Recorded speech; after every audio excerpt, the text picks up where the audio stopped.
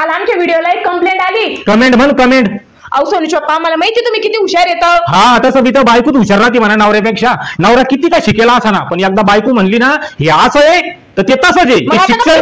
ते शिक्षण गेलं तुमचं चुलीत. चुप चुप बसा.